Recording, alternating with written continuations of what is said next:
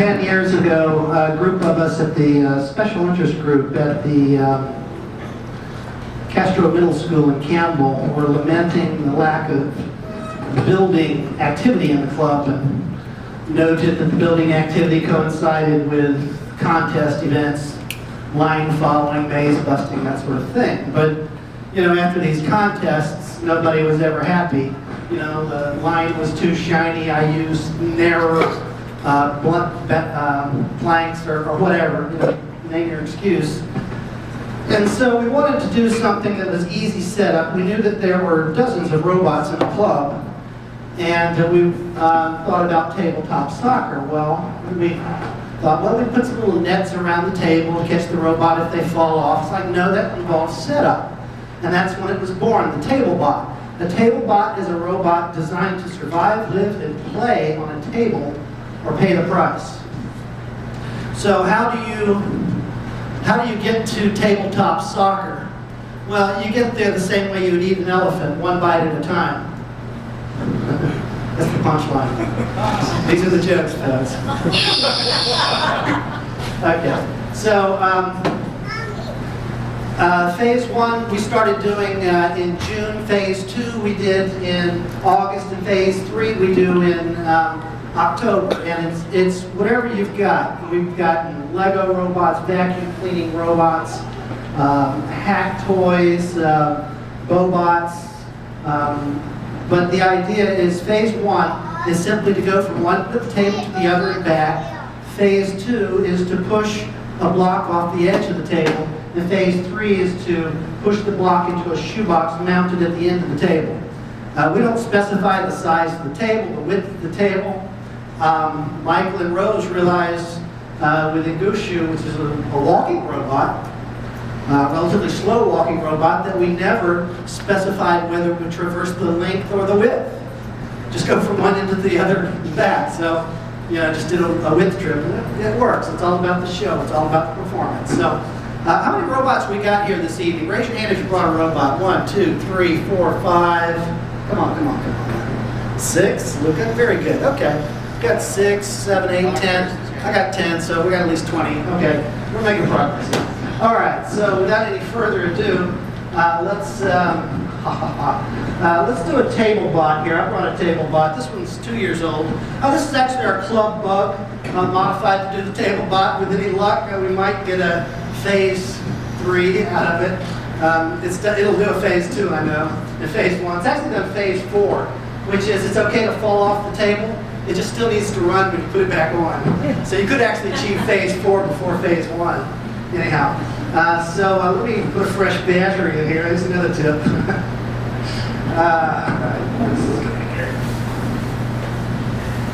Say, Boris, is yours going to do TableBot this evening?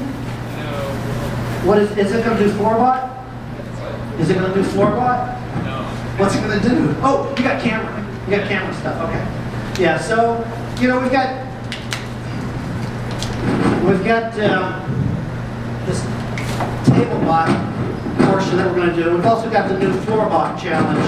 But the second year after doing the original TableBot challenge in 2003, we opened it up to, yeah, right, there's some of that. Okay.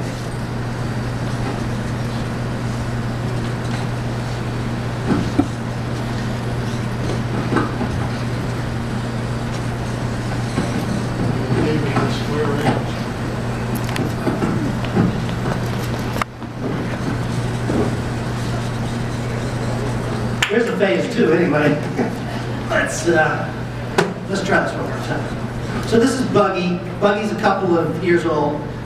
It's based on our club bug that we started making a couple of years ago. It's basically an Arduino processor with 2 continuous rotation servos. We use 2 snap action switches and make little whisker switches out of them. You know, you've got motors running within an hour. Add some input, you know, and then you put it together, and you've got a robot and you're off to the races. So let's give this another try. Yeah, okay.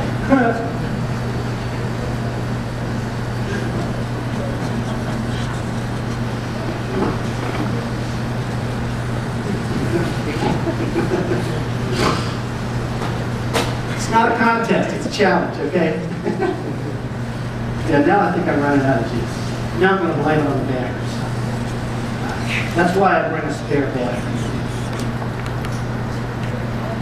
Bear with me, folks. It gets much better. What's the score? I know somebody's listening to the game. Come on. We already had 4-0. 6-0. 6-0. What do we do if we actually win? I mean, geez. We have to lose 3 games before we really get going, don't we? All right. Let's try this one more time. Come on, baby. You can do it. Go ahead.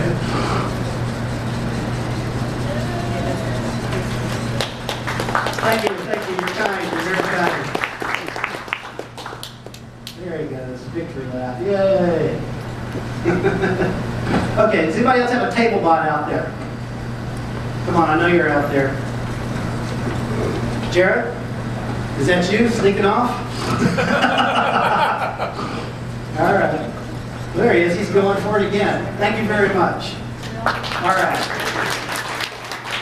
All right. So, I guess we'll move into kind of a run what you've rung, okay? And I want to hold off to the FloorBot challenge for the end. I think that's good. Okay? So, Alan Fetterman. Why don't you come tell us about Go For It? Can I go last? Do you want to go last? I don't want to go. You don't want to go second? Who wants to go second? You're going to have to listen to me more if nobody goes, if nobody volunteers. Microphone. I got set up. He needs a little setup. I got filler stuff, okay? Okay, so this is Blue Dog, robot formerly known as Rusty. Blue Dog is an award-winning robot, bronze medal 2012 Robo Games. That was this year, for those of you keeping track. Robo Games is a really great contest. It's a contest outside of fighting robots where you get off of the table and you're actually doing something useful. You're building a robot that can get from one place to another, back again in a cluttered environment would be an incredibly useful device. And so this is Blue Dog. Actually, I got a GPS signal there. It should be turning and heading for San Mateo, but I don't even know what code I have. I got something in there so it basically moves. So I have a GPS on board, and the way the contest is played is you're given a GPS coordinate and an orange cone is placed on the GPS coordinate. Now I have a GPS on board, and so what I figured out was that I have a destination coordinate and I have an actual coordinate. And all I needed to do was compare my latitude and my longitude, and if my target latitude was higher than my actual, the robot needs to go north. If its target longitude is higher than the actual, the robot needs to travel west. I have a compass on board. I know what direction I want to go in. You orient yourself in that direction and go forward, avoiding obstacles. On a good day, and even now, the way the game is played, again, a orange cone is placed on the target, and the GPS is good for 10 feet this way, 15 feet that way. Usually, it's designed to get you into the ballpark, and then use a camera to drive you into the orange cone. But on this day, it's like hitting a hole in one with all your friends around. Blue Dog found his way to actually touching the orange cone with just GPS. And so, I'd rather be lucky than good. What can I say? So this is Blue Dog, and again, the Robo Magellan's really a neat event to get involved with. That's not a fighting robot, and it's full scale robot. So it's fun stuff. That's Robo Games. How you doing? Okay, You ready to roll? Yeah. Dr. Alan Fetterman.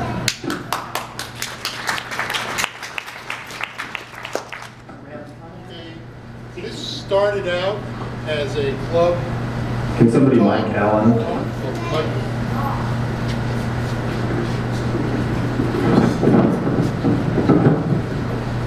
Hello? Okay, very good. Hi, I'm Alan Federer. Thank you. And what is it? I build robots. It's like Here, take this too.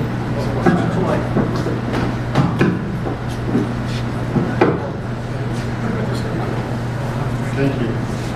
Hey, can everyone hear me? Is that good? Okay, so Gopher started as a talk on how to build a robot from things you find in the house. So this evolved into something that I call Gopher, GPHR, General Purpose Household Robot, and I evolved it like Original Challenge. So, okay.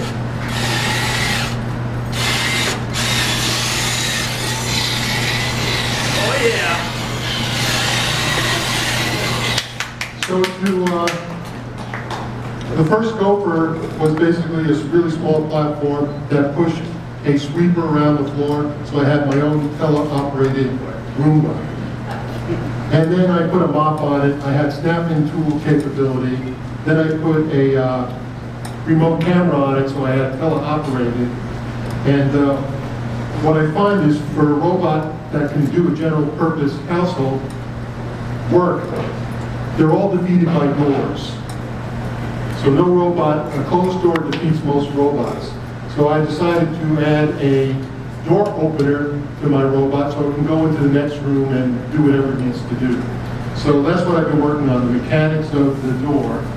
And I actually, since I have doors that open on both sides, I have left-hand doors and right-hand doors, I've added a left-hand, right-hand so I can get into the corner. And I've designed an arm with a passive, I wanted to keep the motor count down. So I basically have one really powerful motor to turn it and a really weak motor to just do the movement back and forth. So I did actually get it to open a door today, which is good. And next thing I have to figure out is how to adjust the height. But right now I need to add more weight to it, because it takes a lot of force to open up the door. And just trying to figure out how to put one arm that can open every door in your kitchen is beyond me. All I want to be able to do is open the door, go into the next room so the closed door doesn't defeat me. And after I solve that, I'll figure out how to climb stairs. That's it. Thank you.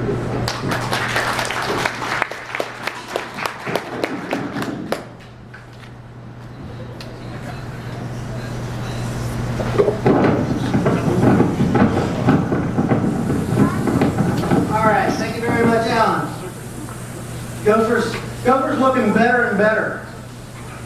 You know, it's like different iterations. Wood is a great material to work with. It's really nice job. I'm using plywood, which is bamboo plywood. Very light. What did you call it? Plywood. Plywood, P-L-Y-B-O-O. It's plywood made from bamboo, and it's very expensive.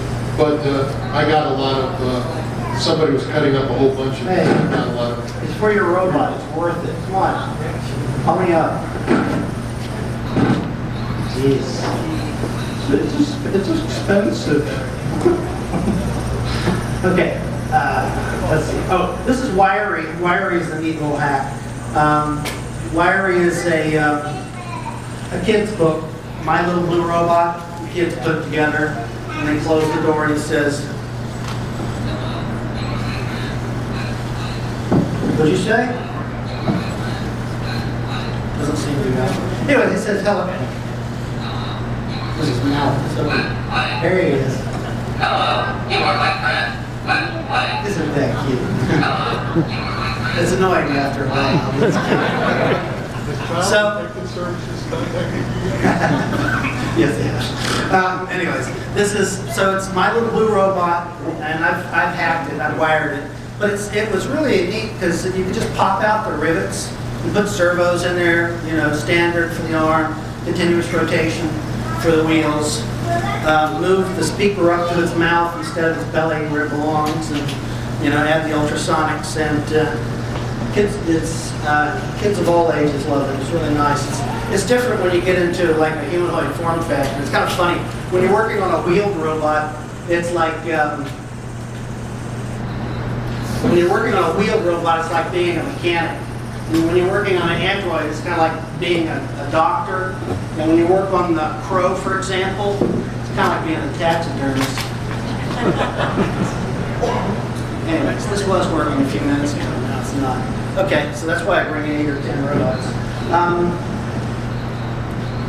Bear with me. So somebody help me out here and bring up the robot, and let's do some more show and tell. Look up. KFC. Thank you. Help me out here. What? Okay.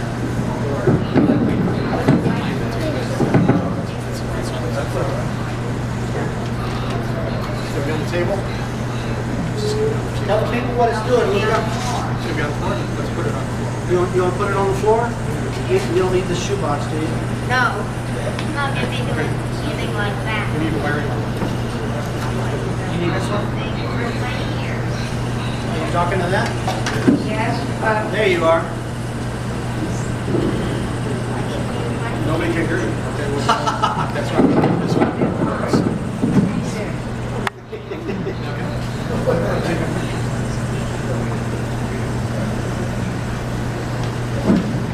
Be patient. It's worth it. It's the KFC bucket robot. Oh, yes, go ahead. KFC bucket. It's a KFC bot. It says on the machine. KFC bot, excuse me.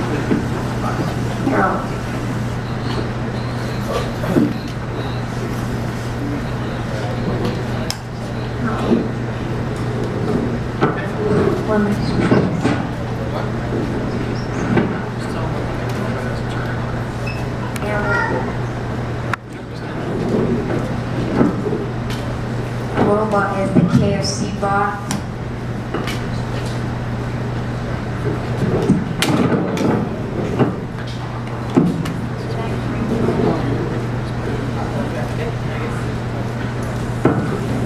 Tough day for Homer.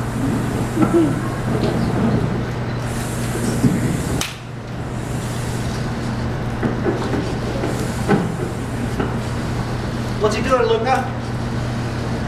What's he doing? Is he following the light?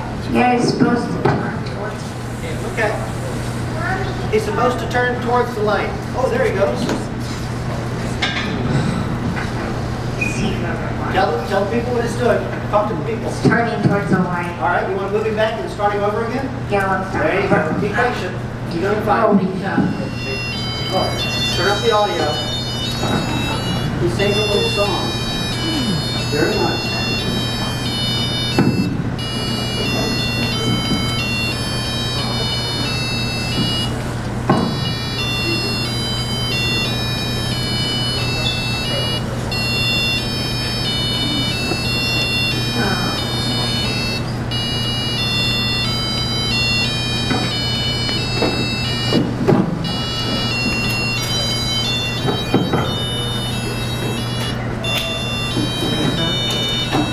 He's following the light.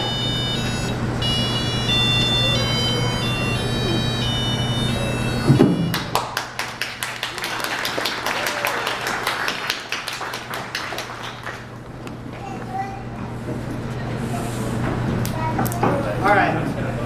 Oh no, I just. Who's next? What about these? What about this red and black robots over here? What's going on over here?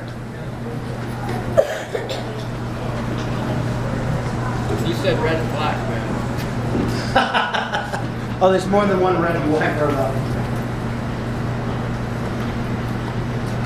Just do the microphone. Like this? Do the microphone? Yeah.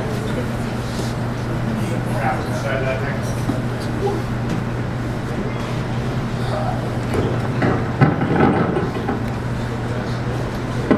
Hi, my name is Jonathan Dowdall, and I have a little project that I started about a year and a half ago to try and build a 3D printable open source biped robot. And this is the 5th generation robot. It's a Brew.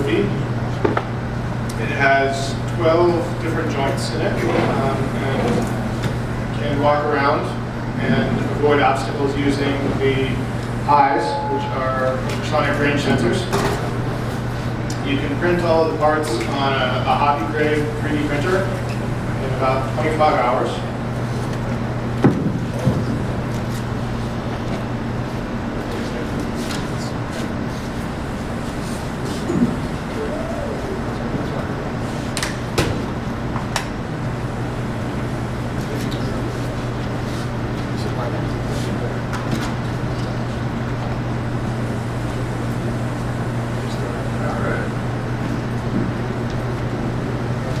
Transfer complete. Don't have any robot done instances now. You can print this in about 25 hours on a printer. And the neat feature about this generation over the previous one is it has an Android tablet, which is basically just a smartphone in the head here. So we go ahead and turn it on. Get the Android user interface, just like your phone, and you can create applications. So the Android doesn't directly interact with the servos and the sensors. It talks to an Arduino board. The interface is with all the hardware. So I'm going to go ahead and have to walk around here a little bit, and hopefully it won't fall over. If you get it from one end of the table to the other and back, then phase one. All right, we're going to do phase one.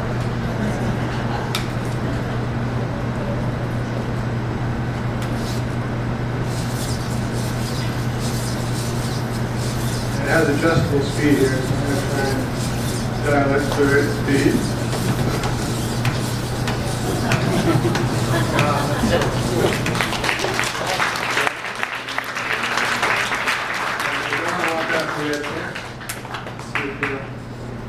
Avoid this course. It's creepy. Well, that is so cool. Look at that. Yes. There we go. He's going. He's doing a picture of that, I Very guess. nice. Very nice. Nicely done. So all of the plans for this robot, including step-by-step animated building instructions, are online. Everything's free and open source. So if you like robots, check it out. Okay. Questions, Eric? Which, are you using Google, the ADK, or just regular, I'm not using the yo-yo. This is the Android device in here is too old to support that. So I'm using a USB Oshio with the Android debug bridge. Okay. Anybody else? What was the website? So I'm set up in the table back there. There is a bunch of these cool little cards. So if you want to build a robot, come by and grab one. It's got the website and everything. Thank you very much, Jonathan. It's Project Biped. Can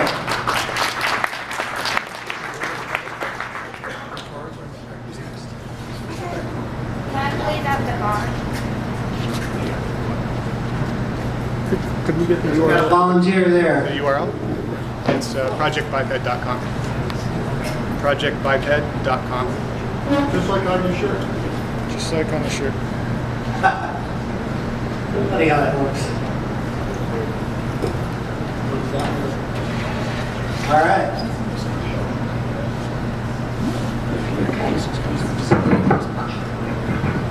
Okay.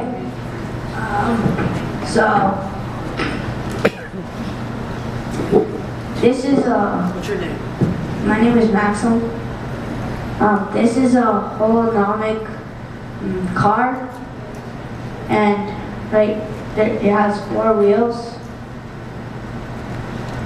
In the middle, there is one gear rotating 4 gears, which are rotating these turntables. And so we plan to motorize it, and so it will be autonomous. Our original idea why we wanted to do this is for parallel parking. When people park, it's hard. So let's use this as a car.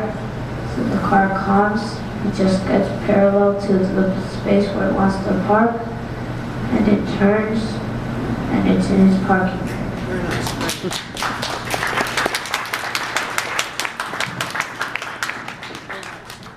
Look forward to seeing that motorized. I'd just like to mention that this is a form of drive called synchro drive. And it has a characteristic that it can turn in place and then go off in an arbitrary direction. I brought my old synchro drive, but it's not as good a shape as this one is. So, okay, who's next? You ready, Boris? Ready or not? Even if I'm not ready. You need setup time? Whatever. Okay, go for it. Boris. Okay, hello everybody. I really didn't plan to show anything, but now we have a crisis. Not for robots. So I have my Nito with me, so I can do the phase 2. Probably.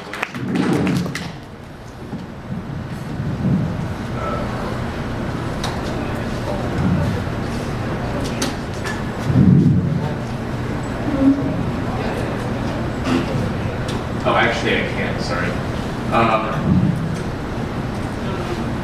Yeah, I don't have the extension or whatever. But I can do something else, which is using a remote desktop on Ubuntu. I can control. I can control.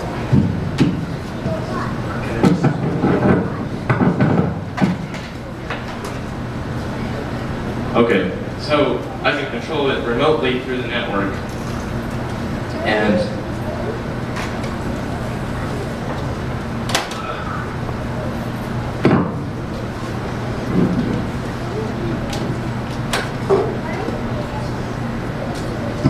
Camp did that already, but I'll do it anyways.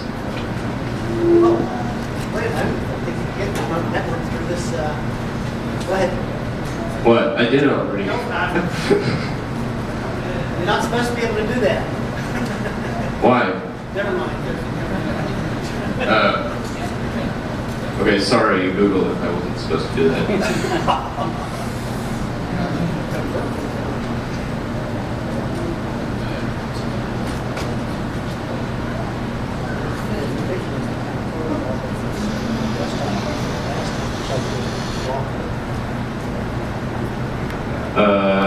Okay.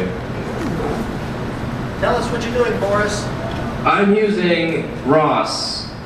Okay, the Nito is controlled with ROS with the Nito driver, and then there is this node. It's called the I forgot what it's called. It's like a the teleop node for the keyboard. It just controls the topic called command val.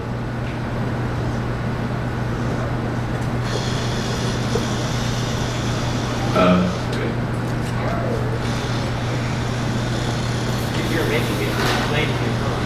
Huh? If you're making it, then you're explaining it wrong.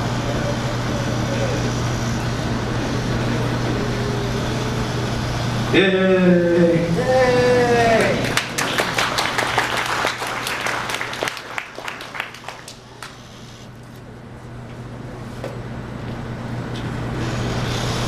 Yay! Yay! So Boris,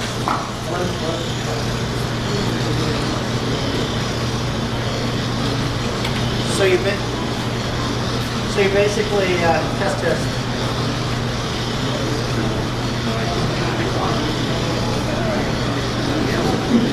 So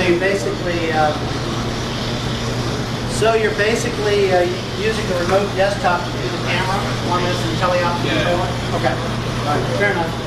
All right, so we'll keep the show rolling. I'm just going to talk loudly because these microphones don't seem to do anything. Your mic's not on. It's broken. There we go. All right, life is rough. Okay, this is the SnoopBot here. SnoopBot's basically a hack puppet. I've taken a Snoopy puppet and with basic stamp and popsicle sticks and E6000 sealant. Made a little Snoopy empties. But my deal is this: is that I got a lot of robots, but I only bring robots that function. So, you know, these are the functioning robots, people. Thank you very much. All right, where are we going next? Somebody help me out here. I know we got pie. Is Ferguson here with Maxwell? Alex? What now? Oh, I know. I can bore you with Springy. Here we go. Springy's like one of the oldest robots around. Springy's, I think, 14 years old now. 13 years, 1999, regardless.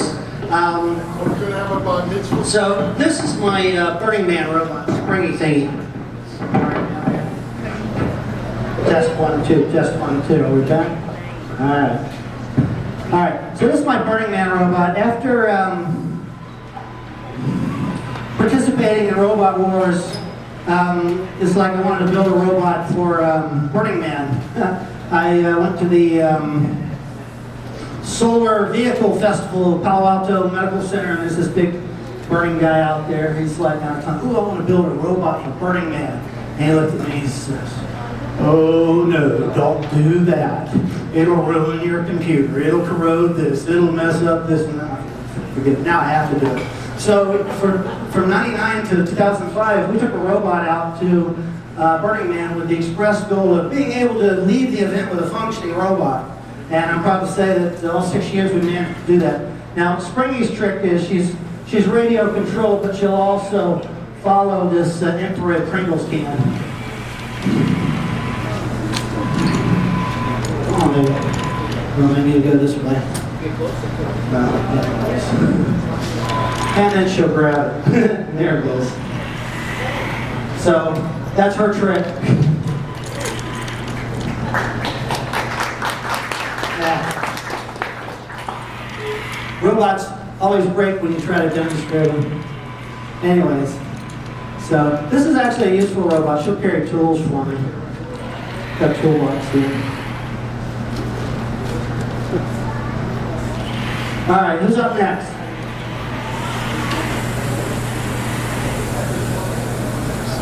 What's rolling around there? Right here, this guy, All right, come up here and tell us about your robot. There you go. That's the way to make an entrance.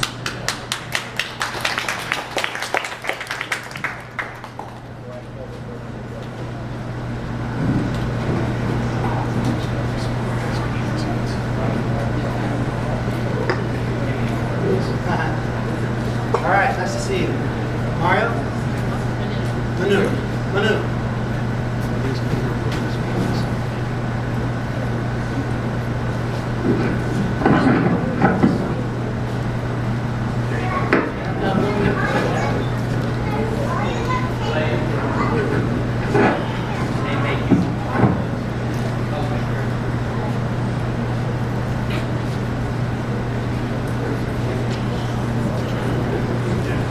Okay, so this isn't really a robot, but basically it's a drive base, which remote control. Excuse me, what do you mean that's not a robot? It's not a robot, though, it's like nothing. I beg to differ, it's a robot. That's a robot. You're controlling. How many people here think that's a robot? Okay, so, Moreover, it's a mobile robot. Although, I like my okay, so, I have a camera on there, and it's next to my phone, and then I use a, an app called IP Webcam, so, which is a server, so basically I can see the screen on my computer, or what's in front of it. This is made out of the Vex set, so it's basically this, and then we just have metal screws, motors, and we use EZC programming.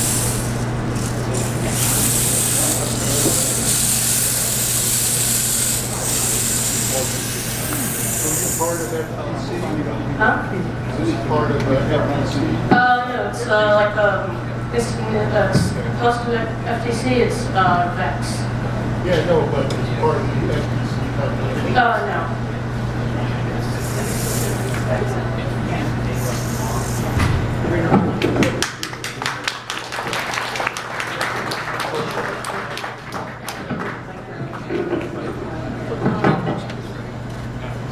looks like he's ready.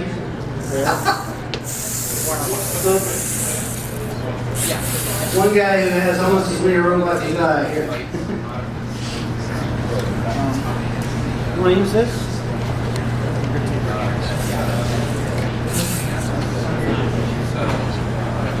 Okay.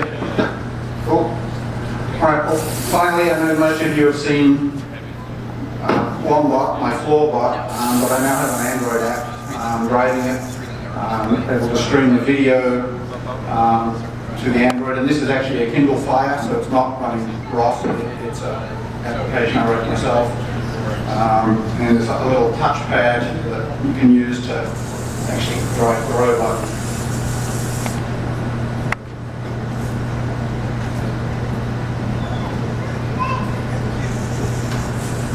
So the video stream that the robot, for those who aren't familiar with it, uses a Panda board as the main brains. It's wirelessly talking to a laptop, which is running some ROS navigation stack over there, so it's probably creating a map and everything over on a laptop there.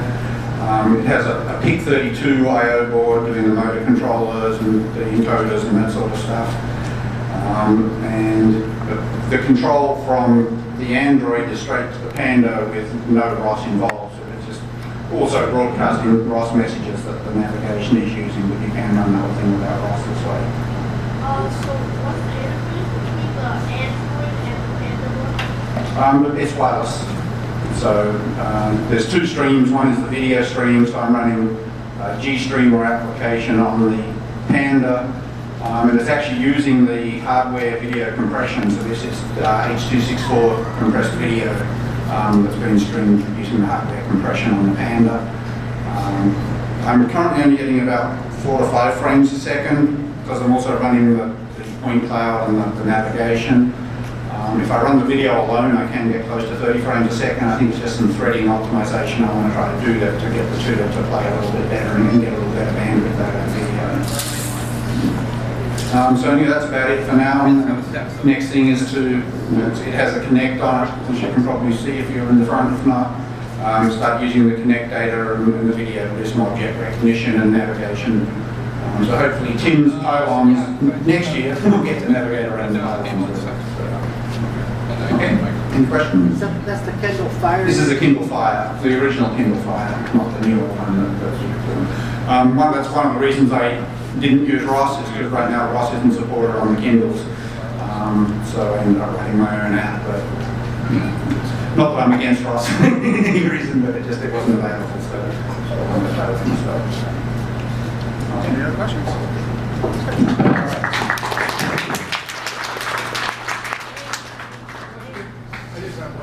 Is the Kindle thing cheaper than an Android? Is that why you... I was given this from my last company when I left, so I had it, and that was why I want to do it. It's a little more limited than some of the Nexuses. It doesn't have its own camera. Some of the sensors aren't as sophisticated, so it's kind of a mid-range sort of device. CPU on these Kindles is about the same as a Beagle. I think it's the same amount of 3035 processor, but a Beagle board. The new Fires have the same processor as the Panda, the 4060 processor. So we have a different processor.